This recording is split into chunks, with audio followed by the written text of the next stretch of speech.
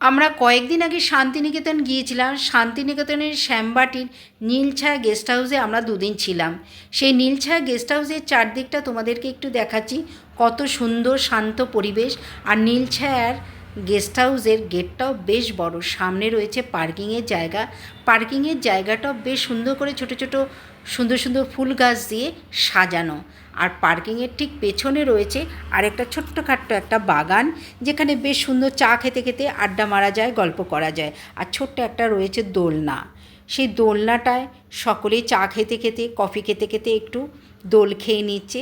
বেশ সুন্দর একটা পরিবেশ, আমার ভীষণ ভালো লেগেছে। আমি নেক্সটবার যখন শান্তিনিকেতনে আসব, এই নীলছায়া গেস্ট হাউসেই আমি থাকব, সেটা আমার মনের ভীষণ ইচ্ছে। আর তোমরাও যদি আসো, সমস্ত কিছু তোমরা নেটে পেয়ে যাবে। আমি সকাল সন্ধ্যেটা এখানে বেশ সুন্দর করে কাটিয়েছি।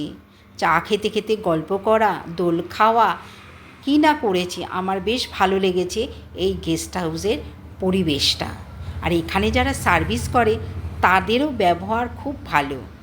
যখন যেরকম বলছি আমাদের খাবার ঠিক সময় মতো দিয়ে যাচ্ছে। এতটাই সুন্দরভাবে গোছানো গেস্ট হাউসটা বলার অপেক্ষা রাখে না। তোমরা দেখতেই পাচ্ছ কত সুন্দর। তাই একটু তোমাদেরকে একটু ঘুরিয়ে ঘুরিয়ে দেখালাম, যেহেতু গেস্ট হাউসটা আমার বেশ পছন্দ হয়েছে। আর পরিবেশটা তো কথাই নেই, এতটাই শান্ত। আর সামনে কিন্তু মেন রোড রয়েছে। এখানে টোটো, অটো সমস্ত কিছু সুবিধা রয়েছে, কোনো অসুবিধা নেই।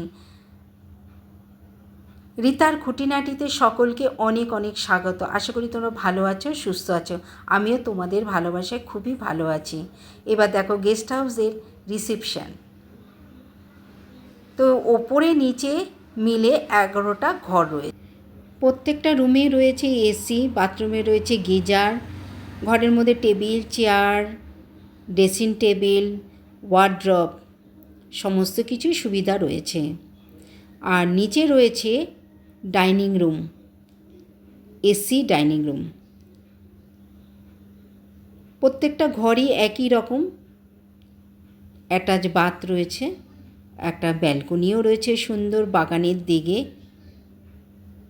আমরা ছিলাম 104 নম্বর রুমে, নিচে। এটা বেশ সুন্দর, বাগানের কাছেই একদম। আমি ব্যালকনিতে দাঁড়িয়ে বাগানটা বেশ সুন্দরভাবে উপভোগ করতে পারতাম।